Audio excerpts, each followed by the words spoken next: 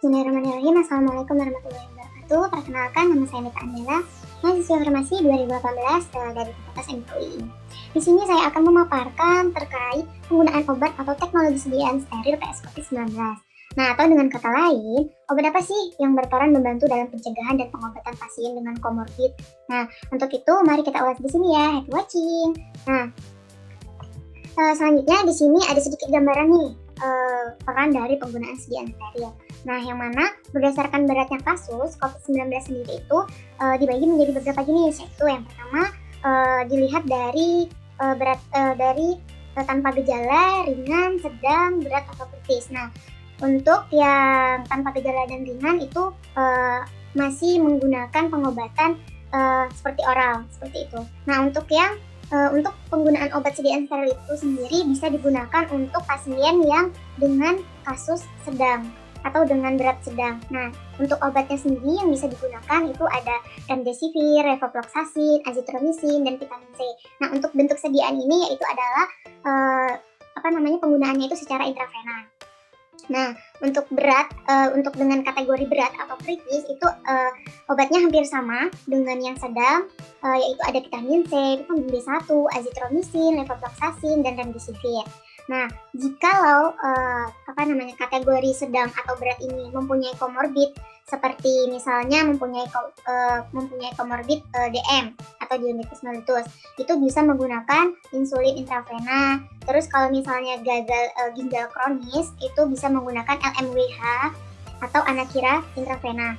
Nah, dan misalnya komorbidnya itu trombofilaksis, yaitu bisa juga menggunakan LMWH. Dan kalau misalnya tromboemboli vena itu juga bisa menggunakan LMWH, heparin dengan dosis loading intravena atau bisa juga dengan fondafariux. Nah, LMWH ini yaitu merupakan heparin berat molekul rendah. Itu untuk beberapa gambaran tentang penggunaan obat teknologi sediaan steril untuk kategori pasien COVID-19 untuk pasien COVID-19 dengan kategori sedang atau dan berat atau kritis.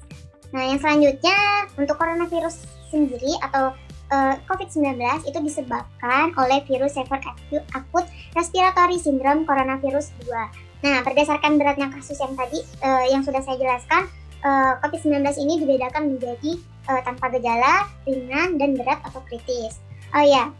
Di sini untuk penggunaan obat teknologi sediaan steril COVID-19 itu juga bisa menggunakan terapi lain selain dari yang sudah disebutkan tadi.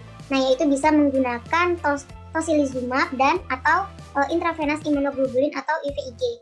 Nah, terus kita lanjut ke sini. Di sini ada beberapa contoh sediaan steril yang biasanya digunakan untuk pengobatan COVID-19. Nah, yang ini juga contoh-contoh sediaan steril yang biasanya digunakan untuk pengobatan COVID-19. Nah, untuk di Indonesia sendiri itu vaksin yang telah beredar itu tuh baru ada satu, yaitu vaksin COVID-19 Sinovac. Nah, untuk vaksin Sinovac ini sendiri itu tuh sudah tersedia. Namun dari beberapa artikel atau jurnal yang saya baca, jadi vaksin COVID-19 ini tuh ada beberapa yang akan beredar di Indonesia, namun masih dalam tahap proses produksi.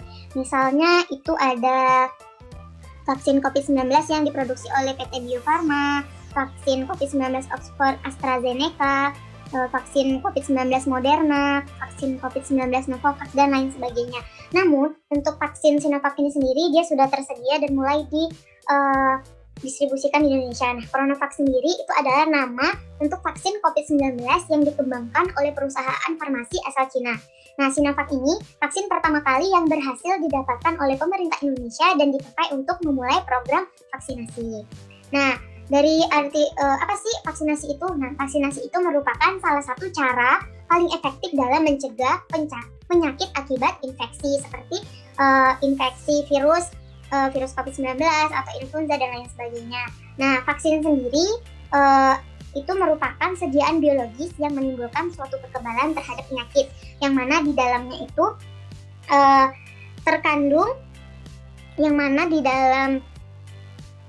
di dalam vaksin itu sendiri terkandung beberapa terkandung sejumlah kecil bahan yang menyerupai organisme patogen yang mampu menginduksi sistem imun kita, seperti itu.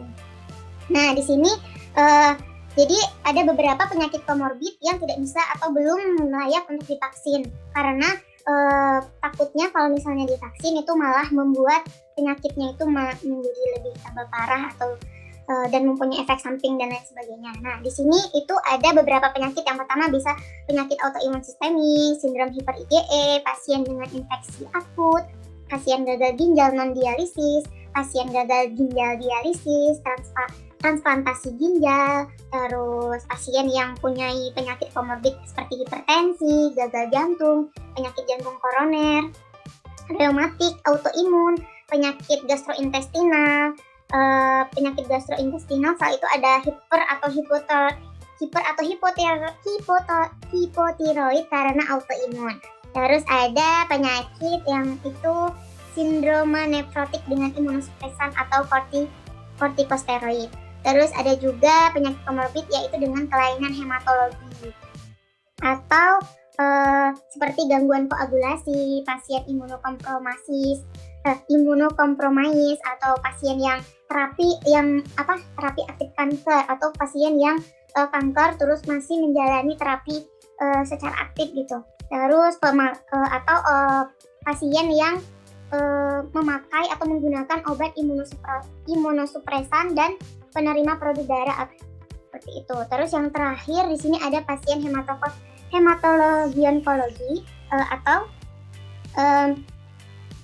pasien yang mendapatkan terapi aktif jangka panjang seperti leukemia granulosit kronis, leukemia limfositik kronis, terus ada anemia hemolitik, autoimun, dan lain sebagainya.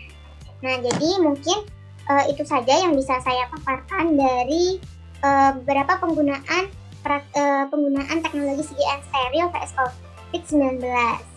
Mungkin cukup sekian dari saya. Mohon maaf apabila ada kesalahan. Terima kasih atas perhatiannya. Saya ucapkan wassalamualaikum warahmatullahi wabarakatuh.